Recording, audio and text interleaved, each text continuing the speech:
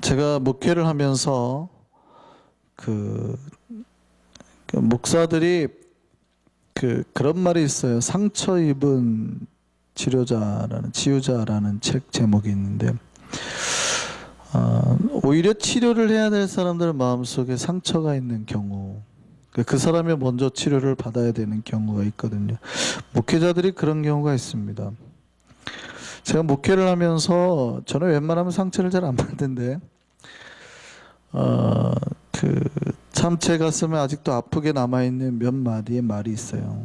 그 중에 한 마디가 제가 지난 주일날, 제가 지난번 설교 때 말씀드린 그 백혈병 걸린 그 아이, 제가 우리 교인들에게 말씀드렸는데, 제가 참 하나님의 은혜로 그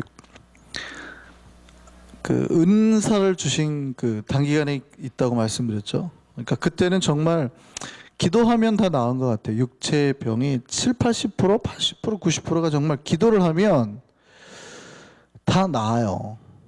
제가 이제 이유가 있었다고 말씀을 드렸는데, 정말 그 지역은 너무 아파요. 너무 아프니까, 암이 너무 많이 걸리니까 전 여전도회가 뭐 자궁을 다 드러내고 할 정도니까, 여전도회 임원들이. 그러니까 이게 목회자들이 암과의 전쟁을 일으켜야 되는 때였어요. 하나님이 그 기간에 한 6개월 정도를 은혜를 주셨는데, 정말 기도만 하면 다 낫게 해주셨고, 아이가 생기게 하셨고, 그렇게 하셨어요. 참 감사하게 생각하고, 그로부터 이제 사역지를 옮기고 하나님이 그 교회선을 전혀 못하게 하셨습니다. 그러니까 아예 단 한 명도, 그러니까 손만 내면 기도만 하면 나왔다가 사역지를 옮기고 제가 이제 하나님으로부터 응답을 받고, 그래도 기도를 할 거 아니에요, 목회자니까. 근데 단 한 명도 안 나왔어요. 진짜로 단 한 명도. 그리고 시간이 지났죠. 그리고 제가 중학교 때 가르쳤던 아이가 백혈병이 걸렸습니다. 그래서 이제 그 병원에서 그 엄마죠, 집사님이랑 이렇게 있는데, 얼마나 가슴이 아프겠어요. 아이가 낫기를 바라면서. 그래서 온누리교회 출신 성모 장로님 집회에도 막 찾아가고 낫기를 바라고 막 이렇게, 그분이 이제 은사 집회를 하시니까, 치유 집회를 하시니까 하고. 그래서 이제 제가 병원에 갔는데 식사하러 가면서 그런 얘기를 하는 거예요. 거기가 복도가 쭉 길었어요. 한참 가는데 저한테 그렇게 하시는, 목사님, 왜 목사님 그 치료의 기도가 왜 안 돼요? 목사님 왜 하나님 앞에 달라고 안 하셨어요? 다시. 왜 목사님 못 하세요? 그 말이 저에게 지금도 그렇게, 그 말 자체가 상처라는 게 아니라, 그 말이 제가 목회를 하면서 정말 힘들었던 말 중에 하나였습니다. 하나님 왜 가져가셔서, 이때라도 아니면 하나님 역사를 좀 보여주셔야 되지 않을까요? 기적이 필요할 때입니다. 그렇게 제가 속으로 기도했던 적이 있습니다. 그런데 이제 우리가 신앙생활 하다 보면 이제 기적이라는 것과 만날 때가 있습니다. 우리 신앙에 기적이 필요할까요? 기적이 필요하지 않을까요? 기적이 있으면 좋을까요? 안 좋을까요? 우리가 이제 가족 중에 누가 암이 걸렸습니다. 기도를 해서 나으면 좋을까요? 나쁠까요? 좋죠. 나쁘지는 않을 겁니다, 분명히. 성경에 보면 수많은 기적에 대한 사건들이 나와요. 그러니까 예수님의 사역에 70% 넘게 병치료한 사건이라고 그래요. 예수님의 기적에. 예수님 정말 수많은 기적을 일으키셨습니다. 그런데요, 우리가 그걸 잘 알아야 돼요. 예수님 사건의 기적은 기적 자체가 목적이지 않았어요. 기적을 일으키신 이유가 있고 그 기적의 의도가 있었다는 얘기예요. 그러니까 우리가 병에 걸리면 하나님도 가슴이 아프셔서 우리 몸을 치료하시겠지만, 원래는 그것보다 더 중요한 의도가 있다는 거예요. 근데 그 의도를 모를 때 우리는 기적 자체에 마음을 뺏기게 되는 거예요. 그래서 제가 한국에서 실제 그런 경우가 많아요. 제가 실제 그런 은사를 체험해봐서 그런지 몰라도 기적이 나쁘다고 생각하지는 않습니다만 기적 자체가 어떤 올바름을 가져다 줄 수 있는 건 아니거든요. 그런데 신자들은 재미있게 기적을 보여주는 순간 올바름을 분간을 못하게 되는 경우가 많아집니다. 무슨 얘기냐면 어떤 목사가 진리를 막 외치잖아요. 진짜 진리를 외치잖아요. 별로 듣지 않아요. 그런데 기적을 일으키는 목사가 비진리를 말하잖아요. 근데 들어요. 왜요? 기적을 일으키는 거 보니까 저 사람은 거짓말을 안 할 거라는 그런 어떤 신뢰가 드나 봐요. 실제 그런 일이 있다니까요. 아무리 목사님이, 제가 옛날의 기억입니다. 목사님이 아무리 바른 설교를 해도 안 들어요.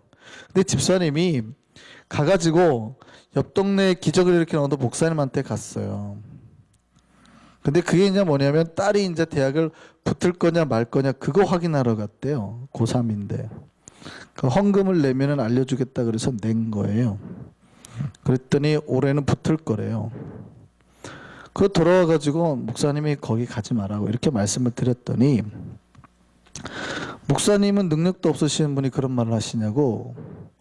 그래서 실제 청년들에게 제가 물어봤어요. 거기 어떤 데냐? 그랬더니 청년들이 갔대요. 그랬더니 거기 조금 이상하던데요. 왜 그러냐? 그랬더니 뭘 밟으라 그러는데요. 집사님들 서서 밟어 죄도 밟고 뭘도 밟어 뭐 이러고 있더래요. 그런 거는 남대문 시장 가면 많이 있단다. 얘들아 팔아. 그러니까 중요한 거는 기적 자체가 좋다 나쁘다 말하기는 어렵잖아요. 우리에게 아픈데 우리에게 힘든데 하나님의 기적으로 우리를 치유해 준 자체는 절대 나쁜 게 아니에요. 그죠? 근데 기적이 가져다 주는 약간의 뭐라 그럴까요? 후유증이 좀 있어요.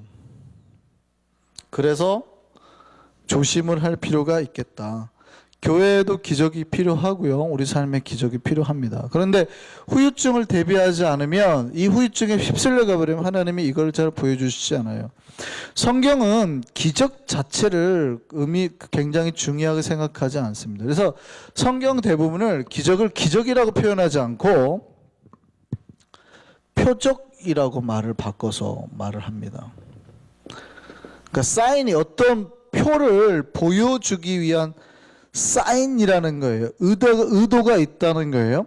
그러니까 예수님이 기적을 일으킬 때는 이 기적을 통해서 뭔가를 보여주기 위함이지 기적 자체의 목적이 아니라는 거예요. 요한복음 11장 15절 말씀 볼까요? 한번 보면 예수님이 이런 말씀합니다. 내가 거기 있지 아니하는 것을 너희를 위하여 기뻐하노니 이는 너희로 믿게 하려 함이라.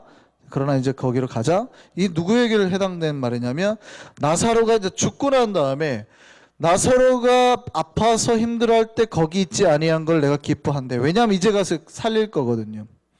그 살리려고 하는 기적의 의도가 뭐라는 거예요?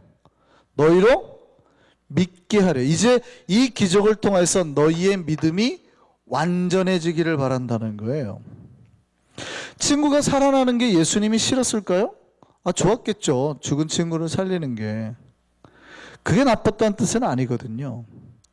그러니까 그것도 분명히 좋겠지만 그 가족의 위로와 평안을 주는 것도 좋겠지만 기적을 일으키는 예수님의 더 궁극적인 목적이 있다는 거예요. 그러니까 여러분이 몸만 치유되기를 바란다 그러면 그건 아무 의미가 없어요. 잘 생각해 보세요. 나사로가 지금 살았어요? 죽었어요? 죽었어요.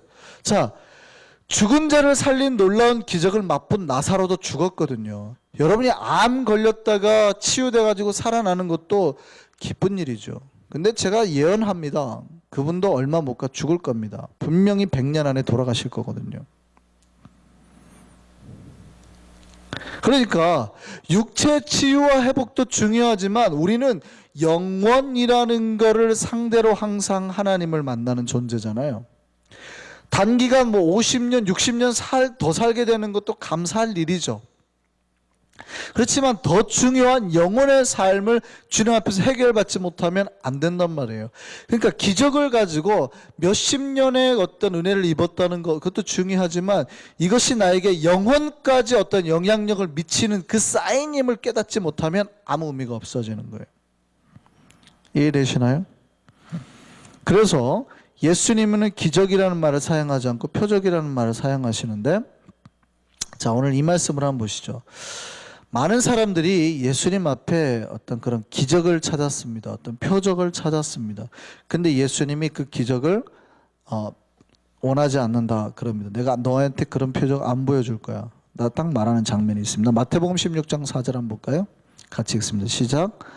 악하고 음란한 세대가 표적을 구하나 요나의 표적밖에는 보여줄 표적이 없느니라 하시고 그들을 떠나가 버려요. 자, 보세요. 기적을 보여주세요. 그렇게 말을 했더니 예수님 뭐라고 그래요? 악하고 음란한 세대가 표적을 구하는 거예요. 꼭 기적을 구한다는 자체가 나쁘다는 뜻이 아니라 너희가 다른 목적으로 표적을 구한다는 뜻입니다.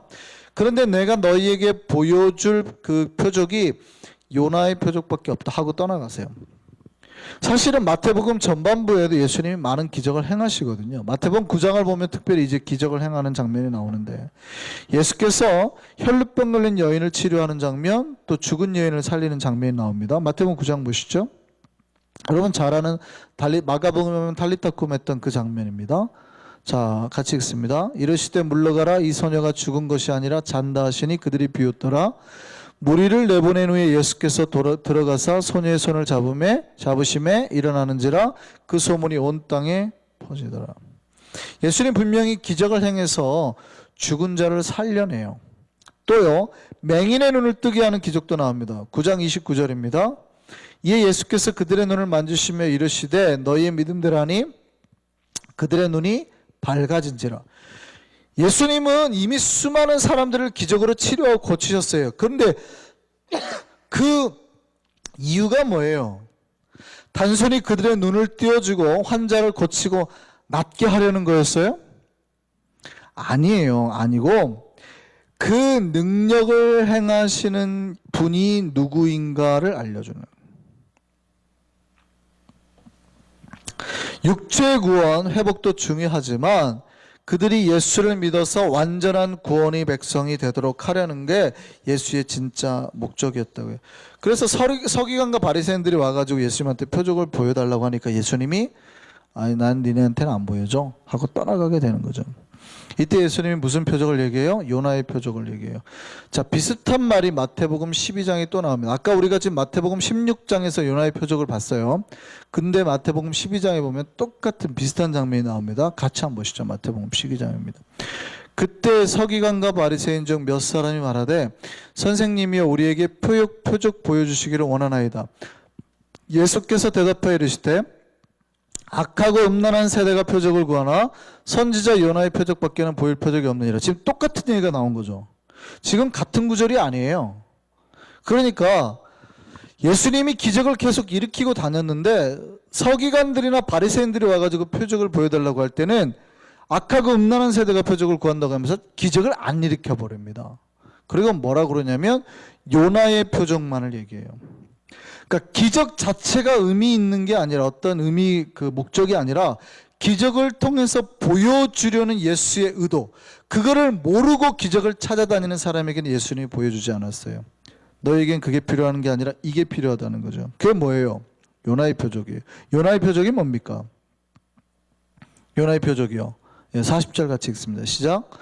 요나가 밤낮 사흘 동안 큰 물고기 뱃속에 있었던 것 같이 인자도 밤낮 사흘 동안 땅 속에 있으리라. 이 얘기하고 싶었던 거예요. 예수님은 그 예수님의 기적을 바라는 자들에게 요나의 표적을 말씀하신 그 이유는 어떤 신비로운 기적의 현상이 아니라 그 표적과 기적이 담고 있는 진짜 의미 가르치고 싶었던 거예요. 무슨 얘기하는 거예요? 요나가 물고기 뱃속에 있었듯이 예수님도 사흘 동안 그러니까 죽으시고 사흘 동안 땅 속에 머무는 거. 예수님 지금 무슨 얘기하고 싶어요? 십자가의 죽음. 그 죽음으로 말미암는 속죄와 구원을 말씀하고 싶었던 겁니다. 이해되세요? 기적도 중요합니다. 어느 순간 우리의 신앙생활에 이때는 정말 기적이 필요하지 않나라는 때도 있거든요. 정말 근데 그때 예수님이 그러니까 그럼에도 불구하고 우리에게 기적을 주신 예수님의 의도가 여러분 명확해야 됩니다. 그 의도가 뭐예요? 십자가 속죄 구원이에요. 그거를 말하기 위해서 기적을 말하는 거예요. 기적의 목적은 그 기적을 일으키신 예수가 누구인가? 예수가 무엇을 할 것인가? 그리고 그 예수님이 하실 일이 우리와 무슨 관계가 있는가에 대한 궁금증과 질문 유발하는 거예요. 그걸 위해서 기적을, 도대체 저분은 누구시길래 이 풍랑과 바람을 잠잠케 하는가? 이런 질문하는 거예요. 예수님이 풍랑을 잠잠케 하시니까 제자들이 묻잖아요. 도대체 누구시길래 저분은 풍랑까지도 잠잠케 하시는가?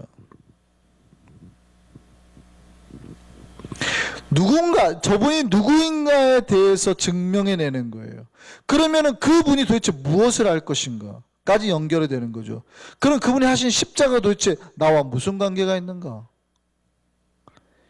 이거를 위해서 기적을 보이신 거예요. 뭐 하기 위해서요? 예수를 믿게 하기 위해서, 예수를 알게 하기 위해서, 그러므로 해서 그들이 구원받게 하기 위해서. 예수님 진짜 목적은요, 육체 치유보다 그들 안에 진짜 본질의 깊은 믿음의 세계, 십자가와 구원, 이거에 관심이 있으시는 거예요. 물론 우리의 육체의 구원에 관심이 없다는 뜻이 아닙니다. 우리는 영혼만 구원받는 존재가 아니기 때문에 육체의 구원도 중요하죠. 그런데 만약에 우리가 육체에만 관심이 있다고 하면 문제라는 거예요. 그럼 이제 우리를 놓고 생각해 보시죠. 여러분 예수님 만나셨어요? 안 만나셨어요? 예수님 모르는 자에게 예수를 알려주려고 예수가 기적을 일으키셨다면 여러분 우리만 놓고, 오늘날의 세대에 사는 우리만 놓고 생각해 보자고요. 우리가 예수를 만났어요? 안 만났어요? 만났죠. 예수가 누구이고 나를 위해 무엇을 하셨고 우리와 어떤 관계가 있는 분인지 우리가 다 알아요? 몰라요? 알죠. 우리는 예수를 누구라고 고백해요? 주님이라고 고백하잖아요. 그렇다면 구태여 우리에게 기적이 필요해요? 안 필요해요? 우리에게 오늘날 사는 우리에게 구태여 기적이 필요해요? 안 필요해요? 안 필요해요. 어쩌면 꼭 기적이 일어나야 되는 건 아니에요. 이건 목회 경험상 얘기입니다만, 목회 꼭 맞는 얘기는 아닙니다만, 그래서 기적이 누구에게 많이 일어나는 줄 아세요? 새 가족에게 많이 일어납니다. 아직 믿음이 없는, 그러니까 기적이 좋은 점이 있어요. 제가 예전에 보니까 물론 기적이 일어나면 막 권사님 장로님들도 깜짝깜짝 놀라기도 합니다만, 누가 제일 많이 놀라냐면 그 새 가족들, 집사님 중에서도 믿음 없으신 분들. 제가 금리빨 바뀐 것도 한번 말씀드렸잖아요. 그게 꼭 중요한 건 아닌데, 저는 뭐 그 사람이 아니 금리빨 받겠다고 해서 뭐 구원 받겠어요? 아무런 문제도 아니죠. 근데 하나님께서 살아있다라는 증거를 보여주는 건데, 이렇게 생각을 해보면 금리빨 바뀌신 분들은 다 이유가 있어요. 믿음이 좀 나쁘게 말하면 믿음이 그렇게 깊지는 않은 분들이 잘 바뀌어요. 의외로.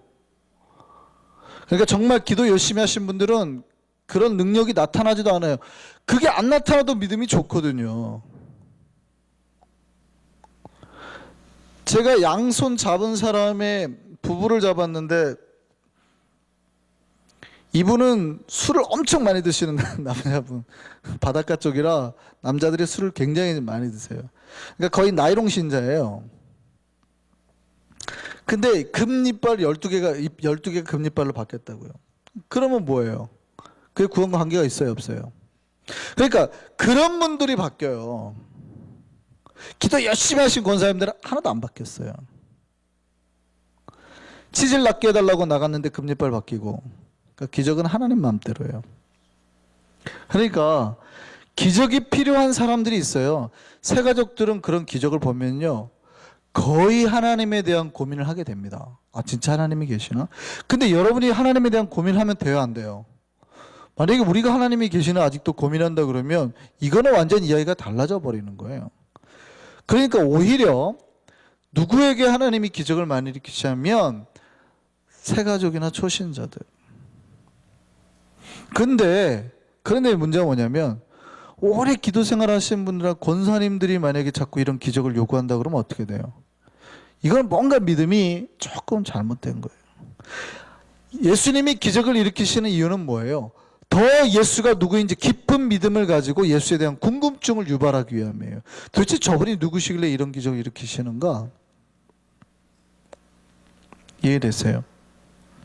근데 이미 알고 있는 사람들은 그런 궁금증보다 예수 자체를 만나는데 더 많은 포커스를 두고 목적을 두고 가야 된다고요. 오늘 본문 사건을 보면 우리가 지난번 주부터 쭉 살펴봅니다만 예수님이 잡히선 당일 밤 이야기입니다. 예수님이 제자들의 발을 씻기시고 난 다음에 오늘 본문 얘기가 그거예요. 앞으로 일어날 일에 대한 예언을 하시는 거예요. 근데 앞으로 일어날 일이 뭐예요? 너희들 중에 한 명이 나를 팔 거라는 예언이에요. 왜 그런 예언을 하세요? 화가 나가지고요? 열받아가지고요? 참, 내가 어이가 없더구만. 야, 내가 3년 가르쳤던 네 놈들 중에 한 놈이 나를 판다더라. 아버지 그러시던데. 이래서 말씀하시는 거예요? 그 이야기가 아니에요. 10절, 19절 말씀 보세요. 지금부터 일이 일어나기 전에 미리 너희에게 일러둠은 일이 일어날 때에 내가 그인 줄 너희가 믿게 하려 함이라. 예언을 미리 하신 이유가 뭐예요?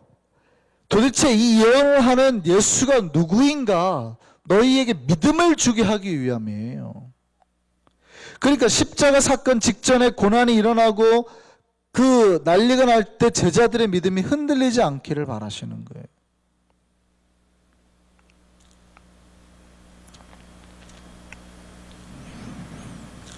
기적의 목적이 뭔지 아시겠어요? 예수님이 어떠한 기적을 일으키고 어떠한 사건을 할 때 중요한 거는요, 본질을 바로 붙들게 하기 위함이에요. 믿음을 가지게, 그러니까 그들이 예수를 만나게 하기 위함이라고요. 그러니까 예수를 제대로 만나게 하기 위함이죠. 그래서 재밌는 거는 19절 말씀 그렇게 말하고 난 다음에 20절에 예수님이 어떤 단어를 쓰시냐면 영접이라는 단어를 써요. 이 기적을 통해서 예수에 대한 궁금증을 가지고 난 다음에 진짜 예수를 깊이 만나서 그를 영접하라는 거예요. 그래서 20절 말씀 보면 내가 진실로 진실로 너희에게 이르노니 내가 보낸 자를 영접하는 자는 나를 영접하는 것이요 나를 영접하는 자는 나를 보내신 이를 영접하는 것이니라. 갑자기 제자 중에 누군가가 배신할 거라는 예언을 하면서 믿음과 예수의 영접이라는 말로 확 바꿔버리신단 말이죠. 방향전환을 하시는 거예요. 이게 관계성이 전혀 없잖아요. 베드로가 가룟 유다가 나를 팔 거라는 얘기를 하면 감정적으로 기분이 나쁘시던지 니네 그러면 안 돼. 스승 파는 놈 치고 잘 되는 꼴 못 봤다. 뭐 이런 얘기를 하면은 모르는데 지금 그런 얘기가 아니라 내가 너에게 이런 얘기를 한 이유는 미리미리 얘기를 하는데 너희의 믿음이 절대 흔들리면 안 돼. 그리고 예수를 진짜 내가 누군지를 제대로 만나서 그 나를 영접해야 된단다. 믿음 바로 잡아준다고요. 믿음을. 여러분 우리가 신앙생활 할 때 물론 기적도 중요합니다. 기적이 아까 제가 모두에 말씀드렸다시피 정말 우리 삶의 기적이 절실히 필요할 때도 있습니다. 그걸 우리가 무시하자는 얘기는 아니에요. 기도하면 하나님 저는 기적 일으켜 주신다고 믿습니다. 저는 뭐 봤기 때문에. 근데 그럼에도 불구하고 그 기적보다 좀 더 우리가 고민해야 될 부분은 그 당시에는 그거밖에 생각이 안 나니까 그것만 해도 괜찮지만 그 어려움을 지나놓고 나서 우리가 좀 더 고민해 볼 필요는 뭐냐면 기적 자체보다는 그거를 통해서 주시려는 믿음에 대한 깨달음, 의미, 본질에 더 집중하셔야 된다는 거예요. 여러분 신앙생활을 할 때 여러분이 가장 먼저 관심을 가져야 될 거는 지금 현재 여러분의 믿음의 상태. 나는 과연 주님을 영접했고 주님과 바른 관계를 맺고 살아가는가? 그러면서 교회 생활하는가? 이거에 좀 더 관심을 가지셔야 된다는 얘기예요. 여러분 신자라는 사람이 단지 교회에 나오고 교인들 만나고 함께 밥 먹고 하는 그 목적을 가진 공동체가 아니라는 거예요. 우리는 예수를 만나기 위해서 교회에 나왔고 그 예수를 영접하고 예수와 함께 아버지 하나님과 함께 살아가기 위해서 교회 다니는 사람들입니다. 이 본질이 항상 우리 안에서 스스로 점검이 돼야 된다는 거예요. 우리가 열심히 봉사도 합니다. 그죠? 열심히 교회 일도 합니다. 그게 나쁘다는 뜻은 아닙니다. 그런데 내가 열심히 봉사하는 자리에, 내가 열심히 일하는 사역의 자리에 지금 예수님이 같이 계시는가? 나는 예수님과 함께 그 관계 안에서 사역하는가? 그렇지 않고 혼자 교회 다니는, 그냥 교회 안에 소속된 멤버로서 살아가는가를 항상 스스로 물어야 된다는 얘기예요. 예수님의 관심은 어디 있어요? 본질에 있다니까요. 기적이라는 현상에 있지 아니하고 기적을 통해서 주시기를 원하는 예수가 누구냐, 예수에 대한 믿음이 뭐냐에 관심이 있으시다는, 본질에 있으시다는 거예요. 여러분 오늘 여러분이 수요일날 나와서 앉아 있느냐 안 하느냐 중요해요. 때로는 껍질이 본질을 좌지우지한다니까요. 중요하지만 여러분이 이제 껍질을 지키셨다면 본질도 점검을 하셔야 된다 이 말이에요. 지금 우리 안에는 과연 예수가 있느냐? 여러분 살면서 노래하는 것도 중요하지만 노래를 할 때 그 노래 안에 진짜 예수의 사랑과 은혜를 담고 하느냐도 여러분이 점검을 하셔야 된다 이 말이에요. 여러분 찬양대를 하는 거 중요해요. 찬양대를 안 하는 것보다는 앉아있는 게 더 훨씬 중요하겠죠. 근데 했다 그러면 이제 여러분 스스로 점검을 하셔야 된다. 지금 내가 믿음으로 하느냐, 주님과 함께하는 관계 속에서 하느냐를 점검하셔야 된다 이 말이에요. 예수님은 항상 본질을 물으시는 거예요. 드러나는 현상이 아니라 목적이 있어요. 그 목적을 지금 우리가 잘 지키면서 하느냐, 아니면 이 안에서만 머물러 있느냐, 그거 질문하는 거예요.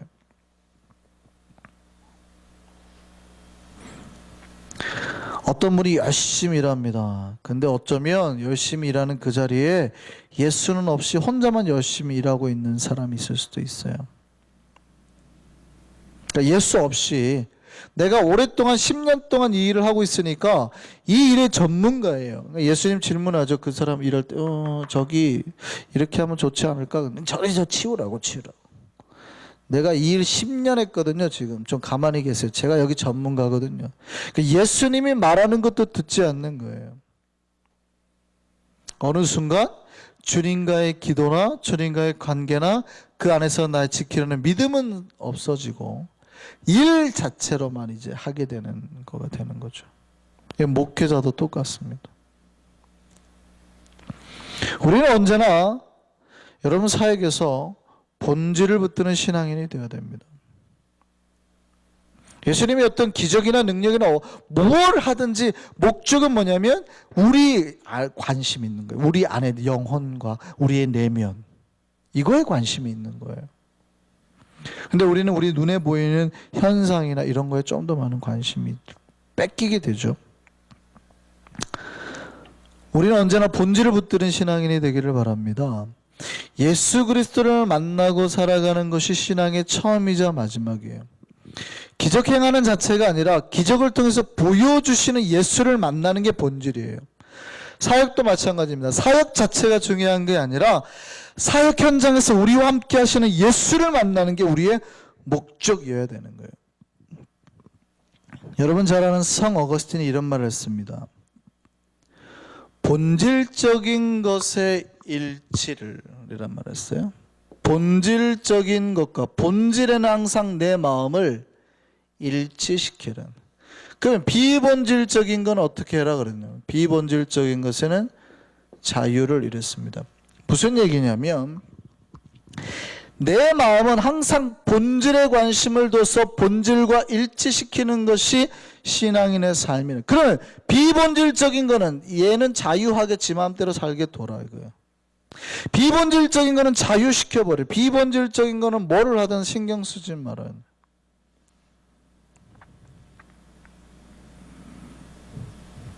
옛날에 그랬어요. 교회 안에 요즘 여름에 그 민소매라 그러나요? 어깨 없는 거.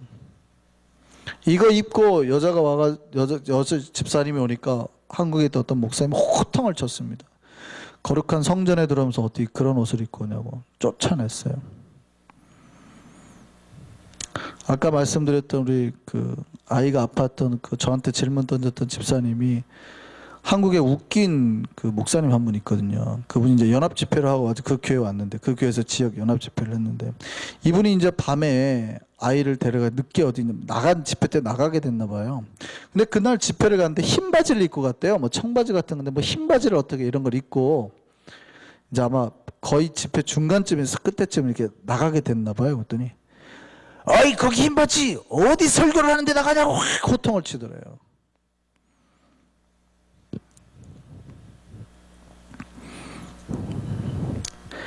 흰 바지를 입든 민소매를 하든, 자, 민소매가 중요할까요, 안 중요할까요? 이것도 중요하죠. 교회 나올 때 복장을 갖춰서 하나님 앞에 나오는 그 사람의 마음가짐이 정리가 되기 때문에 옷도 중요합니다. 반바지 입고 샌들 신고 오는 것보다야 구두 위에 정장을 하고 오는 게 좋겠죠. 그런데 더 중요한 거는 뭐예요? 지금 이 사람의 마음의 본질이거든요. 이거는 얼마든지 변할 수 있는 거라니까요. 여러분, 옛날에 진짜 벌써 한 20년 전 얘기네요. 제가 청년 때는 제가 머리에 노란색, 한국에 염색하는 사람이 없었다니까요. 교회에 염색하고 오면 난리가 났습니다. 누구 집사들이 머리 염색했다고 사탄이 씌웠네, 뭐가 있네, 막 욕을 하고 막 엄청 구박했어요. 지금 집사님들 다 염색하시잖아요. 비본질적인 것은 자유를 주세요. 제가 교육전사 때 처음 부임 갈 때 부임 가기 직전에 머리 염색하고 갔어요. 그 교회에서 눈이 들어오더라고요. 전사님이 염색을 하셨어요? 하면 어때요? 비본질적인 것의 자유를, 물론 노랗게 하진 않았어요. 보일 듯 말 듯 약간 그 뭐라고 그러나요? 약간 올리브 아니 뭐 약간 보라색인데 여튼 무슨 그 컬러, 보일 듯 말 듯, 햇빛에 보면 살짝 보이는 거, 불빛에 보면 살짝 보이는 거. 근데 염색했다고, 제가 번거지 모자를 쓰고 이제 그쪽 전사님 만나러 갔어요. 이제 다른 부서 뭐 회의하자고 해서 딱 갔는데 왜 번거지 모자를 쓰고 오셨어요? 그랬더니 전사님이 머리 염색했어요. 그랬더니 놀래더라고요. 비본질적인 것엔 자유를, 비본질적인 것에는 뭐라고요? 본질은 날마다 내 마음을 일치시키기에, 본질적인 것에 내 마음을 일치시키기 위해서 애쓰고, 비본질적인 것에는 두죠. 이건 자유하게 하라는 거예요. 냅두라는 거예요. 그 다음에 모든 것에는 사랑을 주라. 이것이 어거스틴이 신자들에게 던지는 메시지였습니다. 성경을 알고 하나님을 만난 사람들이 가장 중요하게 생각하는 건 뭐냐면 본질입니다. 우리의 믿음입니다. 눈에 보이는 현상이 아니에요. 여러분이 예수를 만났다고 한다 그러면 내가 어떤 집사냐, 뭐 내가 무슨 일을 하냐 보다는 그 일을 할 때 주님과 함께 하느냐, 그 기도를 할 때 하나님이 내 안에, 성령이 내 안에 계시느냐예요. 이거를 점검하지 않으면 우리는 다 어디로 가는 거예요? 비본질적인 것으로 빠지는 거예요. 오늘 예수님이 우리에게 보여주시는 말씀이 그겁니다. 중요한 거를 붙들라는 거예요. 너희의 믿음을 붙들라는 거예요. 너희의 믿음을 바로 하기 위해서 기적을 보여준다는 거예요. 언제나 우리 안에 그 본질이 흔들리지 않는 우리가 되기를 소망합니다. 예수를 만나는 그 안에 있는 참 진실한 믿음이 한순간도 흔들리지 않고, 예수를 만나는 그 관계에서 이만큼도 금이 가지 않고 주님과 튼튼한 관계 속에서 날마다 주님 붙들고 본질을 붙들고 사는 저 여러분 되기를 소망합니다. 기도하겠습니다.